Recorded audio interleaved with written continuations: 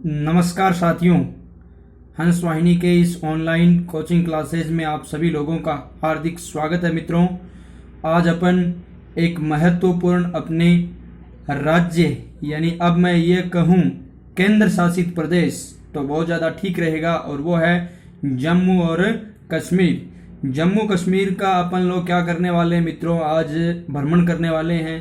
तो शुरू करते हैं। यानी महत्वपूर्ण अपन बात करेंगे, डल झील के बारे में भी चर्चा अपन लोग करने वाले हैं, और कुछ और महत्वपूर्ण जो स्थान हैं उनके बारे में भी अपन चर्चा करेंगे।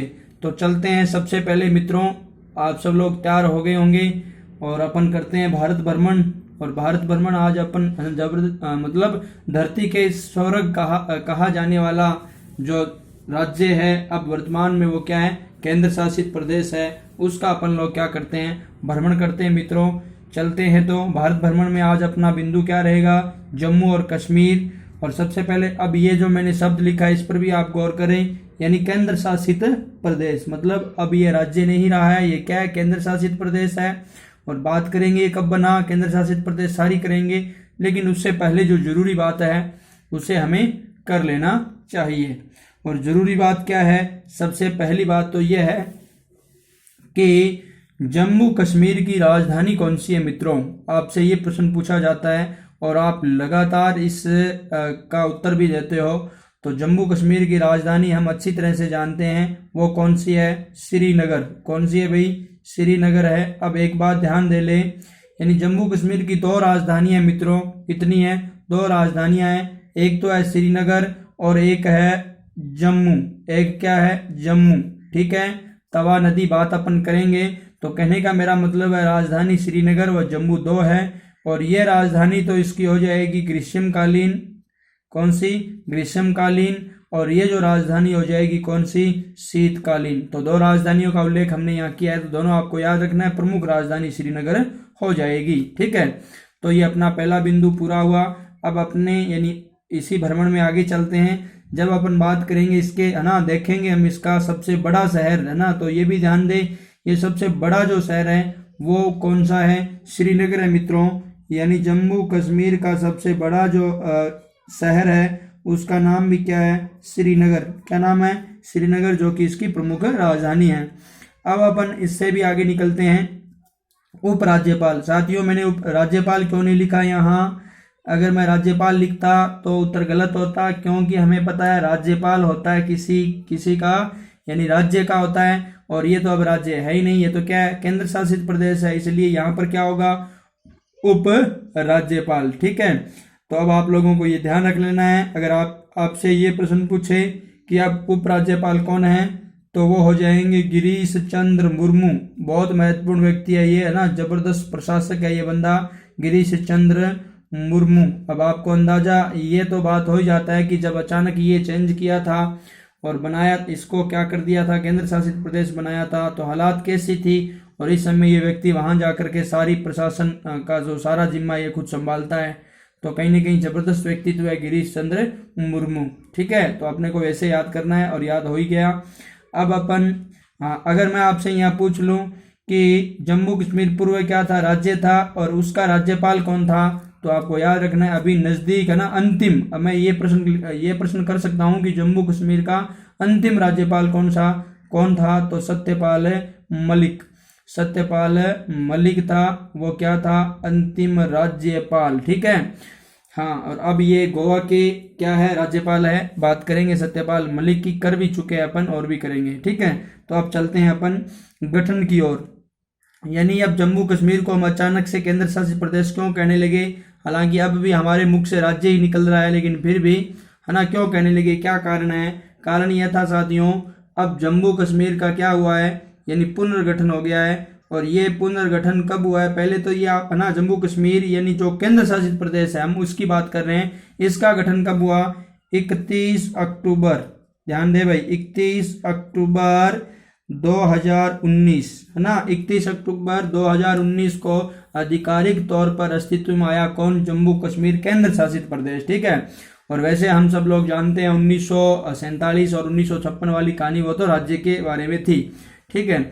अब देखो ये घटनाक्रम हुआ कैसा, वो भी आप लोगों को याद कर लेना है, कि मैंने आप लोगों को बता भी रखा है कि ये एक अधिनियम था, है ना, जिस अधिनियम का नाम था जम्मू कश्मीर, ध्यान से सुन ले, जम्मू कश्मीर पुनर्गठन अधिनियम 2019, जम्मू कश्मीर पुनर्गठन अधिनियम यानी एक्ट 2019। ये क्या हुआ, ये जो अधिनियम है अपने गृह मंत्री यानी होम मिनिस्टर अमित शाह द्वारा, ध्यान दे, अमित शाह द्वारा ये अधिनियम संसद का एक सदन है जिसका नाम है राज्यसभा, यानी राज्यसभा के अंदर इसे प्रस्तुत किया गया 5 अगस्त को। कब?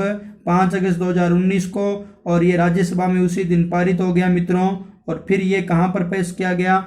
लोकसभा में। और लोकसभा यानी ना, लोकसभा के अंदर ये पारित हो गया था यानी कि अगले दिन यानी 6 अगस्त को। कब? 6 अगस्त को। और इसके ऊपर प्रेसिडेंट यानी अपने जो राष्ट्रपति है, राष्ट्रपति इसके ऊपर सिग्नेचर कर देते हैं। कब भाई? वो आपको ध्यान रख लेना है, ये 9 अगस्त को कर देते हैं। तो 9 अगस्त करते ही ये एक्ट अधिनियम पारित हो जाता है। और इसी अधिनियम के तहत 31 अक्टूबर 2019 को पीछे जो मतलब एक तरीके से जो राज्य था उसका अस्तित्व खत्म। अब क्या बन गया? केंद्र शासित प्रदेश यानी यूटी, यूनियन टेरिटरी। तो अब इसके ऊपर सीधा केंद्र सरकार का अधिकार होता है। और केंद्र सरकार का जो मुख्य प्रशासक होता है वो वहां पर कौन होता है? उपराज्यपाल। और यहाँ पर कौन है? गिरीश चंद्र मुर्मू। यानी दिल्ली के समान आप लोगों को पता होगा दिल्ली में भी विधानसभा अस्तित्व में है, केंद्र शासित प्रदेश होने के बावजूद भी पुदुचेरी में भी है। और इधर यहाँ जम्मू कश्मीर में भी ऐसी स्थिति है। ध्यान देना, लद्दाख में विधानसभा नहीं है, ठीक है, विधानसभा को खत्म कर दिया गया लद्दाख से, ठीक है। तो ये वाली बात आपको मतलब जानकारी के लिए मैंने आप लोगों को बता दी है, ठीक है। और ये जो एक्ट था इनको एक विशेष राज्य का दर्जा देने के लिए वो कौन सा था? 370 ना, आर्टिकल है ना 370। और ये और एक और इसके साथ और जुड़ा हुआ था वो था 35A मतलब 35A। उसको क्या कर दिया गया? या अश्वत्थ ही क्या हो गए? समाप्त हो गए। तो इससे यहाँ जम्मू कश्मीर के लोगों को कुछ विशेष है ना जो अधिकार दिए जाते थे उनसे अब मतलब वो अब उनको नहीं दिए जाएंगे। मतलब भारत यानी संघ के जितने भी कानून हैं वो सारे वहाँ पर लागू होंगे। सीमावर्ती क्षेत्रों की बात करेंगे मित्रों, पश्चिम और उत्तर की अपन बात कर लेते हैं। पश्चिम की बात कर लेते हैं, विशेषकर पश्चिमी है। तो हमें पता है यहाँ पर क्या है? POK है ना, पाक अधिकृत कश्मीर है, जो भारत का ही क्षेत्र है, पाकिस्तान ने उस पर कब्जा कर रखा है। तो वह ध्यान दे लेना, है ना, दोनों ही तरफ, थोड़ा पश्चिम में थोड़ा उत्तर में, है ना। हालांकि उत्तर में पहले अफगानिस्तान क्षेत्र है वो लगता था, लेकिन अब POK के लगता है। तो ध्यान देख लेना, अफगानिस्तान की सीमा भारत के अब वैसे सीधी नहीं लगती बल्कि अब POK के लगती हैं। पाक अधिकृत कश्मीर यानी पाक ऑक्युपाइड कश्मीर, ठीक है। और अपन पूर्व की बात करें यानी कि जम्मू कश्मीर के पूर्व की बात करें यानी पूर्व साइड में क्या है? तो वो तो आप लोग समझ गए होंगे। पूर्व में यानी इसी से निकला एक यूटी और है जिसका नाम क्या है? लद्दाख, ठीक है। तो लद्दाख इसके पूर्व में है ना। और पूर्व और उत्तर की बात करें तो चीन का कुछ हिस्सा आ जाता है। और दक्षिण में अपन बात करेंगे तो साथियों यानी अब एक तो अपना क्या आ जाएगा? पंजाब आ जाएगा। और एक क्या आ जाएगा? यानी हम पढ़कर आ रहे हैं हिमाचल प्रदेश यानी HP। तो ये इसका सीमावर्ती जो भाग है तो आपको याद रखना है। अब अपन राजभाषा की बात करें तो उर्दू यहाँ की प्रमुख राजभाषा है और कश्मीरी भी है। तो आप ध्यान रख लेना, यहाँ की राजभाषा क्या हो जाएगी? उर्दू एवं कश्मीरी। उच्च न्यायालय की बात करेंगे मित्रों तो उच्च न्यायालय यहाँ का कौन सा हो जाएगा? श्रीनगर। बड़ा शहर भी श्रीनगर, राजधानी भी मुख्य रूप से श्रीनगर, और उच्च न्यायालय भी कौन सा है? श्रीनगर है, ठीक है। अब इससे भी आगे चलते हैं, अब कुछ और तथ्य पर बात करते हैं विधानसभा की, है ना। पूर्व में और अब में थोड़ा बदलाव जरूर देखने को मिला है। अगर अपन बात करें पूर्व की और अब की तो काफी सारा बदलाव यहाँ देखने को मिला है। और वो बदलाव कौन सा है उस पर भी आपको थोड़ा नजर डालना है। अब यहाँ पर जो विधानसभा की जो संख्या है मित्रों 107 हो गई है। कितनी हो गई है? 107 हो गई है। तो वो आप लोगों को याद रखनी है ना। वर्तमान में जम्मू कश्मीर विधानसभा में 107 सीटें हैं और इसी में से थोड़ी, है ना, कहते हैं कि 7 सीटों की वृद्धि और होगी तो फिर 100 कितनी हो जाएगी? 14 हो जाएगी, ठीक है। और इन्हीं में आप लोगों को ये भी ध्यान होगा 24 सीटें तो खाली रहती है, रिक्त रहती हैं। जो किसकी है? POK की है तो वो खाली रहती है, वहां पर चुनाव नहीं होता क्योंकि वो किसके अधीन है? यानी पाक के अधीन है। विधानसभा की बात करें मित्रों तो ये जो अभी मैंने आप लोगों को बता दिया था जम्मू कश्मीर, है ना, संशोधन अधिनियम यानी पुनर्गठन अधिनियम है। तो इसके तहत विधानसभा को यहाँ क्या कर दिया गया है? समाप्त कर दिया गया है। और बात करेंगे लोकसभा की, यानी लोकसभा से यहाँ से कितनी सीटें, है ना, कितने लोग चयन होकर के जाते हैं? तो वो आप लोग निर्वाचित होकर जाते हैं, तो वो उसमें देख लेना आप लोग, वो भी महत्वपूर्ण बात है। तो वो कितने हैं, अभी हमें 5 यहाँ से जाते हैं सांसद, तो 5 लिखेंगे, कितने 5, और राज्यसभा की बात करेंगे तो कितने हो जाएंगे 4, ठीक है।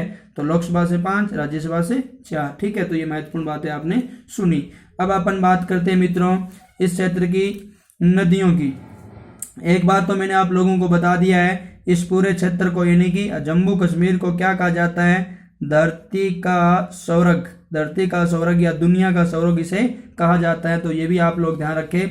अब अपन विधानसभा की बात करते हैं, तो ये तो हो गई झीलें, है ना, नदियां व झीलें की बात करते हैं। तो नदियां, यहाँ की प्रमुख नदियां आप लोग जानते भी हो, जैसे चिनाब है, झेलम है, रावी, है ना, रावी निचले भाग में, रावी न पंजाब की तरफ रावी भी है। और अगर अपन बात करेंगे प्रमुख नदी, तो हम जानते हैं जी ये किसकी सहायक नदी है, ये सारी किसकी सहायक नदियां हैं, सिंधु की। किसकी सहायक नदियां हैं, सिंधु की, ठीक है। तो यह हम पहले से ही जानते हैं, रावी हो गया, झेलम हो गया, चिनाब हो गया, तो ये यहाँ की प्रमुख क्या है, नदियां हैं, तो आपको वैसे याद करनी है। झीलों की बात करें तो महत्वपूर्ण झील है जो बहुत ना प्रसिद्ध भी है, कौन सी, डल झील, है ना।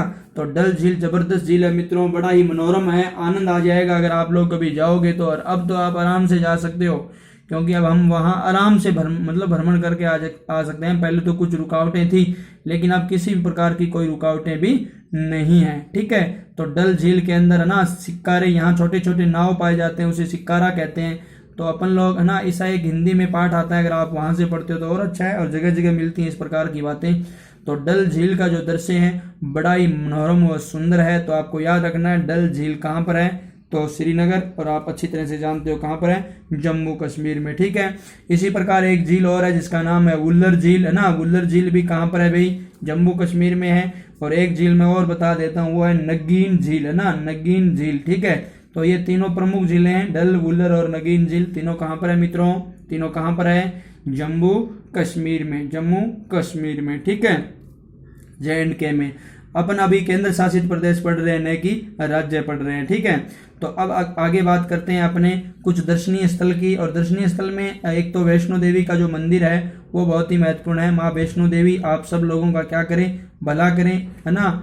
और ये संसार के अंदर जिस प्रकार की आपदा आई है, उस आपदा से माँ वैष्णो देवी जरूर हमें क्या कर देगी, बचा देगी। तो ये भी महत्वपूर्ण बात है। और अब एक बात अगली है अमरनाथ की, यानी भगवान की। तो ये अमरनाथ भगवान है, ये तो हमारी रक्षा करते ही करते हैं मित्रों। एक बात मैं आप लोगों को बता देता हूँ, ये जो अमरनाथ भगवान की यात्रा है, अब एक बार तो प्रशासन ने, जम्मू कश्मीर प्रशासन ने अनुमति दे दी, लेकिन दोबारा वापस अनुमति एक बार बंद कर दी कोविड-19 की वजह से। अब देखो क्या होने वाला है आगे, संशय की स्थिति है। तो ये यात्रा शुरू होगी या नहीं होगी, यहाँ पर, है ना, लाखों पर्यटक यहाँ पर पहुंचते हैं, और देश विदेश से लोग यहाँ पर खूब सारे आते हैं। तो ये बड़ा ही जबरदस्त पर्यटक स्थल है। इसी प्रकार अमर महल है ना, अमर महल पैलेस इसे कहते हैं। निशात बाग, है ना, निशात बाग भी महत्वपूर्ण है। उससे महत्वपूर्ण है शालीमार बाग। अब प्रश्न आता है निशात बाग व शालीमार बाग कहाँ पर है, तो आपका उत्तर क्या होगा, जम्मू एंड कश्मीर में। मित्रों अब महत्वपूर्ण बात मैं आप लोगों को और बता देता हूँ। हालांकि हमने हर एक स्टेट के राज्यों, मतलब जिलों के बारे में नहीं पढ़ा, लेकिन इसके थोड़े पढ़ लेते हैं क्योंकि बहुत महत्वपूर्ण है। लगातार ये चर्चा में भी बने रहते हैं। क्या कारण है, क्योंकि एक तो हमारे इस एक पड़ोसी है अपना नापाक, उसका नाम लेना भी अच्छा नहीं होता, लेकिन फिर भी, तो वो, और एक यानी ये यहाँ पर ना, मतलब जो मैंने आप लोगों को पहले बताया कि पीछे जो 370 था यहाँ, है ना, इस स्टेट को क्या मिला हुआ था, 370 यानी 35 है। तो उसके आड़ में यहाँ कुछ लोग, है ना, विशेषाधिकारों का हनन करने लगे, कहने का मतलब दुरुपयोग करने लगे। तो यहाँ पर कुछ घटनाएं दादागिरी की हुआ करती थी, है ना। आप लोगों को पता है लगातार यहाँ पर, है ना, अंदरूनी हमले होते थे, सैनिकों पर हमले होते थे, आपने देखा होगा, है ना। कई लोग, है ना, पुलिस के लोगों को बंदी बना लेते थे, सेना के लोगों के साथ दुर्व्यवहार करते थे। इस वजह से 370 हटानी पड़ी। यह एक प्रकार से भारत के ऊपर कलंकी था, क्योंकि हमारा मुकुट कहा जाने वाला, है ना, हमारी जान और शान कहा जाने वाला जम्मू कश्मीर पूरी तरह से भारत के नियंत्रण में नहीं था। लेकिन अब 370 हटने के बाद वहां पर दंगे भी कम हो गए हैं, जो पत्थरबाजी की घटना आती थी वो भी कम हो गई है। तो इसका सबसे बड़ा असर है वो पड़ने वाला है। आप लोगों को मैंने बताया, इन एक भारत के एक तरीके से संप्रभुत्व पर ये जो पूरा का पूरा एकत्व बनाया है, मतलब भारत के साथ इसका अभिन्न अंग था जम्मू कश्मीर, वो मिल गए। इतने दिन थोड़ा वो अलग था, ठीक है। तो अब वहां पर सब कुछ मामला क्या हो रहा है, ठीक हो रहा है। सारा जो नियंत्रण है वो मतलब सेंट्रल सरकार का है और प्रशासन का है, तो कोई दिक्कत है नहीं। अभी वर्तमान में वहां पर कोई चुनी हुई सरकार भी नहीं है, केंद्र शासित प्रदेश है और वहां पर वर्तमान में राज्यपाल शासन है। आप सब लोग, उपराज्यपाल शासन है, तो आप सब लोग जानते हो। तो मैं यहाँ कुछ आप लोगों को ये बता रहा हूँ कि जम्मू कश्मीर के जिले, देखो जम्मू के जिले और कश्मीर दो एक प्रकार के दो बेल्ट हो गए। पहले ये तीन थे, एक तो जम्मू और एक कश्मीर और एक था लद्दाख। क्या था? लद्दाख, ठीक है। अब लद्दाख तो अलग केंद्र शासित बन गया, यूटी बन गया, और ये दोनों एक साथ ही है, जम्मू और कश्मीर। तो जम्मू में कितने 10 और कश्मीर में कितने 10 और इसमें कितने थे 2, ठीक है। तो पहले 22 जिले थे ये, है ना। अब कितने बचे हैं? इधर 20 बचे हैं और इधर कितने हैं? 2, है ना। बात अपन करेंगे लेह व कारगिल की, ठीक है। तो वो इस लद्दाख में है और ये इसमें है। तो देखो जम्मू एक तो खुद हो गया, सांबा, कठुआ, उधमपुर, डोडा, पुंछ, राजौरी, रियासी, रामबन, किश्तवाड़, ठीक है। ये पहले है ना, ये रामबन है ना, रामबन नाम का ये आतंकवादियों का वन हुआ करता था ना। अब धीरे धीरे यहाँ पर सेना निपट रही है इन सभी आतंकवादियों से। कुछ क्षेत्र है ना ये जाने जाते। देखो जम्मू में तो बहुत ही कम ऐसी प्रकार की घटनाएं आती थी, और ये जो कश्मीर है ना, ये है ना पुलवामा। देखो कौन भूल सकता है, अगर आप भारतीय हो तो ये नाम आते ही आपके है ना और रोए खड़े हो जाते हैं और आपका जो है ना जमीर जाग उठता है और आपके मन कुरेदने लगता है, ठीक है, कि है ना कुछ खून सा खौल उठता है। तो आप जानते ही होंगे। और कुलगांव, बड़गांव, श्रीनगर, अनंतनाग, ये मतलब आतंकवादी प्रभावित क्षेत्र है। कुपवाड़ा, बारामूला, शोपियां, गदरवाल, बांडीपुरा, इनमें से कई क्षेत्र है जो इधर है ना लगते हैं किसके बॉर्डर पर है। तो इधर अपना जो नापाक इरादों वाला जो पड़ोसी है वो लगातार क्या कर रहा है, फायरिंग अब भी कर रहा है। वर्तमान में ताजा घटना ये है ना, बीते दिनों यानी अप्रैल के अंदर 30-35 आतंकियों को सेना ने सफाया कर दिया है। तो ये भी महत्वपूर्ण बात है अपने वीर बहादुरों की, है ना। तो एक बार अपन कह सकते हैं भारत माता की जय। अब अपन बात करते हैं राजकीय पशु की मित्रों। यहाँ से महत्वपूर्ण तथ्य और हैं, और वो कौन सा है? राजकीय पशु, पक्षी, पुष्प, वृक्ष। तो राजकीय पशु की बात करें अपन जम्मू कश्मीर के, तो मित्रों राजकीय पशु है हंगुल। पशु का नाम है हंगुल, याद रखना आप लोगों को। और अगर अपन बात करें पक्षी की, तो पक्षी है काली गर्दन वाला सारस। ध्यान देना, कौन सी गर्दन वाला? काली गर्दन वाला सारस। क्रेन भी कहते हैं इसे, क्रेन। तो ये भी याद रख लेना, क्रेन। और गर्दन कैसी है? काली है, तो याद रखना। और पुष्प की अपन बात करते हैं, तो पुष्प यहाँ कमल है। पुष्प यहाँ का राजकीय कौन सा है? कमल है। और वृक्ष की बात करते हैं तो चिनार वृक्ष है, ठीक है। तो ये मैंने आपको बड़ी महत्वपूर्ण तथ्य जानकारियां आप लोगों को बताई है। आज की अपनी ये मतलब यात्रा है, ये भ्रमण है।